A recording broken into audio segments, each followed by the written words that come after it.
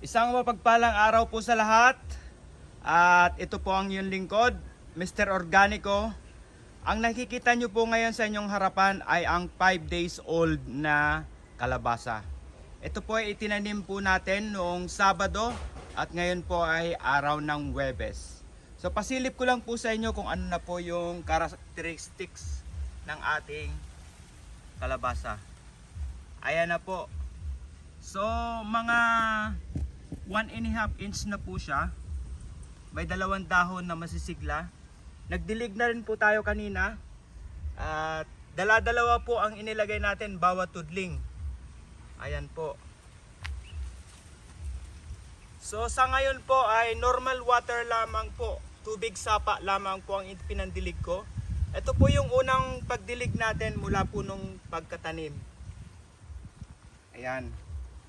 At sa susunod pong ikatlong araw ay magdidilig po tayo. At ang gagamitin na po natin ay yung ating pong, yan, isa lang po dito. Oh. Ipapaliwanag ko po sa inyo lahat yan. Ang ididilig na po natin dito ay yung tinatawag na cow manure tea. So maggagawa po tayo ng tea ng cow manure. Meron na po tayong mga kinuha dyan. At yun po ang ipandidilig po natin sa susunod na pagdidilig. Guys, meron po dito tayong dalawang paraan sa pagtatanim ng kalabasa. So yung unang paraan po ay yung ating pong tinatawag na pagsisidling o yung nalalagay natin sa seedling tray at patutubuin natin ng ilang araw, mga 5 days or 7 days bago natin i-transplant. Pero po ang ginawa po natin ay nag-direct seeding po tayo sapagkat ako po lang po mag-isa ang nagtanim. So wala po ako masyadong oras, kaya po ang ginawa ko ay nag-direct seeding po tayo. So mapapansin nyo po ay magaganda rin naman po ang tubo.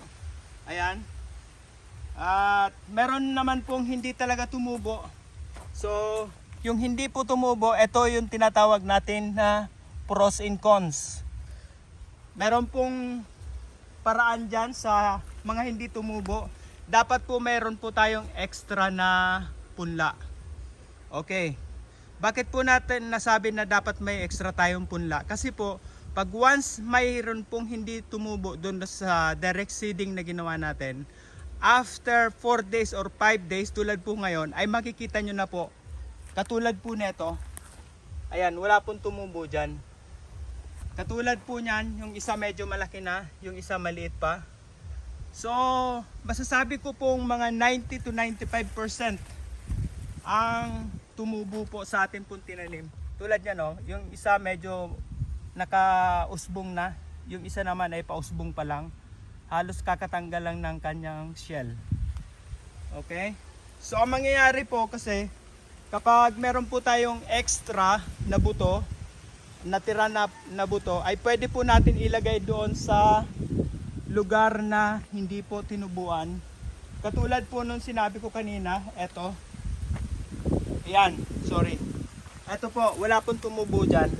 So ang gagawin po natin, maglalagay po tayo ng 2 seeds ulit dito. Although diniligan ko lang yan, sure na po ako 100%. It's either nakalimutan kong lagyan ng tanim o hindi po tumubo yan. So yun lamang po yun. Ito naman po, ayan, nakatubo na po siya. At yung isa ay bumibitok pa lang. Ayan po. Ayan. So mag-aantay pa po ako ng mga 1-2 araw bago po, eto tulad po nito, wala pong tumubo dito. Mag-aantay po ako ng mga 1-2 araw bago po ako maglagay ng panibagong punla. Diyan po sa mga bawat isa na hindi po siya nagkaroon ng tubo. So katulad po ng sinabi ko kanina, ang pros po nito ay hindi na po tayo lilipat tanim. Okay? Hindi na po tayo yung uulit pa ng trabaho. At yung cons naman po nito is kailangan po natin fill upan yung mga hindi nagkaroon ng tumubo o hindi siya nag-sprout na buto ng kalabasa. So, sa mga kapatid natin dyan na nagkakalabasa, comment down below, suggest nyo po sa akin kung ano po yung pinaka best way. First time lang po ako nagtanim ng kalabasa. So this is my first time in my life na nagtanim po ng kalabasa. Kung inyo pong itatanong kung ano po ang trabaho ko po, ay ako po ay isang OFW sa Dubai. At nagko-cruise line din po tayo. At yung aking pong kalusugan, yung health ko po ay nagkaroon po ng problema recently. Dahil po nagkaroon po ako ng high blood pressure at saka nagkaroon po ako ng komplikasyon sa aking baga. So yun po ay dahil po sa aking trabaho, sa aking nature ng trabaho. So sinabi ko po sa sarili ko na uuwi na po ako ng Pilipinas.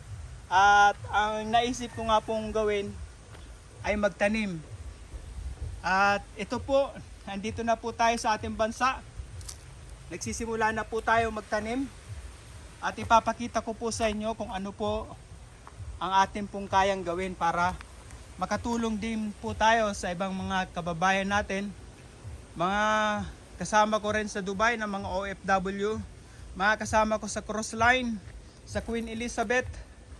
Sa akin pong mga kaibigan at sa akin pong mga kamag-anak ay tunghayan ninyo po ang akin pong mga gagawin at sana po ay kapulutan nyo rin po ng aral. So sa mga susunod pong araw, ito po ay 5 days. Sa susunod pong araw ay kukuha po ako ng mga dahon na tuyo. Meron din po tayong mga tanim dito na ilang piraso na bawat corner po ng lote nito ay tinaniman po natin ng saging. Ayan po. Meron nga pong bunga doon, oh. Ayan. May bunga po doon na saging. So, lalagyan po natin ng tuyong dahon sapagkat sa tingin ko po maganda po yung meron po tayong tuyong dahon na ilalagay. Tulad po neto. Yan, ipapalibot lamang po natin ng ganyan. Yan, magdadagdag shades po yan sa ating pong tanim. At nang sa ganun ay hindi po siya mabilis matuyuan. Sapagkat summer season po ngayon, ay ang ating pong tanim ay medyo po matutuyo sila. At kalaunan maninilaw hanggang sa hindi na po sila makapagbunga at magkaroon ng mas maraming harvest tayo.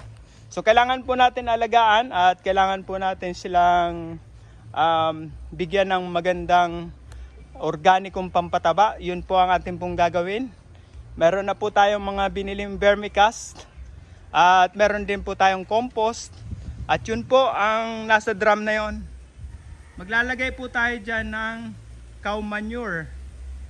At mangunguha na po tayo siguro bukas o kaya mamayang hapon. At ang gagawin po natin sa cow manure ay ibababad po natin dyan sa drum na yan. At yung mga timba na yon. At yun po ang ididilig po natin sa susunod na pagdidilig natin ng ating mga kalabasa. So yun lamang po. Please subscribe my channel, Mr. Organico. At comment down below kung ano pong ating pong masasabi.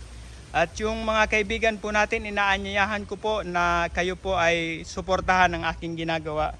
At magtulungan po tayo, pare-parehas po tayo may mga pangarap sa buhay. At kailangan lamang po natin magtulungan, huwag po tayong maging negatibo. Always positive lamang po. May anihin man tayo sa wala, go lang tayo.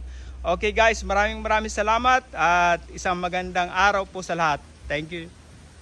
Bye.